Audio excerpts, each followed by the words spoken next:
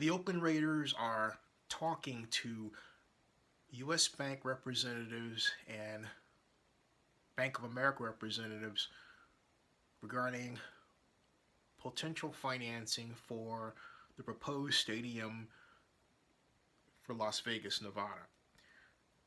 There's just one giant problem. Sheldon Adelson. Both U.S. Bank and Bank of America have relationships with Las Vegas Sands and Mr. Adelson. In fact, in the case of U.S. Bank, one executive that I prefer not to name for this video blog not only served as an executive with Las Vegas Sands, but is currently on the advisory board of U.S. Bank. That makes sense considering the fact that Mr. Adelson is personally worth over $29 billion. And with that wealth comes not just the money, but a number of relationships. In fact, my sources, one, a friend of mine who is a developer who has NFL stadium experience, and the other, an elected official whose connections led him to this news, have said to me that Mr. Adelson, as one quoted, knows everyone on Wall Street. In other words, I would add everyone that matters. So he doesn't have to, he being Sheldon Adelson, doesn't have to make a phone call, but just the news that has traveled regarding how Mr. Adelson perceived that Oakland Raiders owner Mark Davis and Raiders president Mark Burdane were attempting a double cross against him is enough to create sour waters within which these deal discussions sit, or rest within, or float on, if you is a better term. So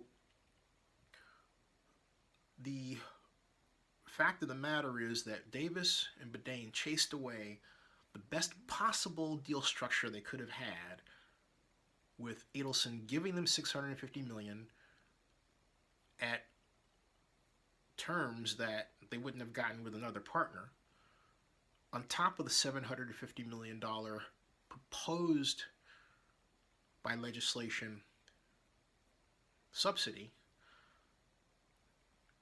But even with that, the NFL owners would have ultimately rejected it for reasons having to do with casino gambling, but not after a really, really, really hard look. And now, because of the way the deal went down with what Davis did, there are NFL owners who are at least taking another look at that deal structure. But there's one giant problem within that. The clock is ticking on that $750 million subsidy, because now, this year, the Nevada legislature is Democratic controlled, whereas last year, when the Senate Bill 1 passed, because of the heavy lobbying that Sheldon Adelson paid for and his company Las Vegas Sands stewarded, was Republican controlled. The Dems, some of them, many of them who matter, want that money for other purposes. Education, for example, and also, let's not forget the stadium for the University of Nevada, Las Vegas, the much discussed, much needed football stadium. So that idea of another NFL team coming in and using that subsidy is in no way set in stone, and is very iffy. I wouldn't count on it at all. What's going on right now is this. The Oakland Raiders didn't hear the bartender say last call. When they finally got the message, they convinced the bartender to keep the bar open a little longer.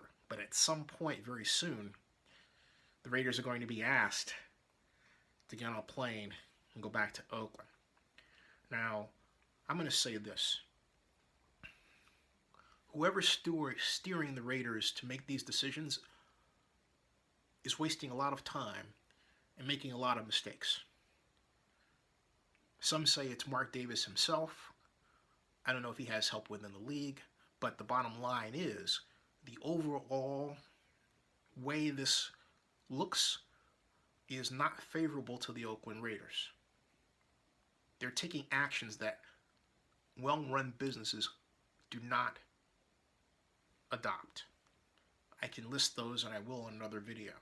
But my point is, right now, they're under the impression they can get a deal going in Las Vegas after Sheldon Adelson's departure. The fact of the matter is, Las Vegas is gone. Stay tuned. Oh, and please subscribe to Zinny62 on YouTube. Thank you.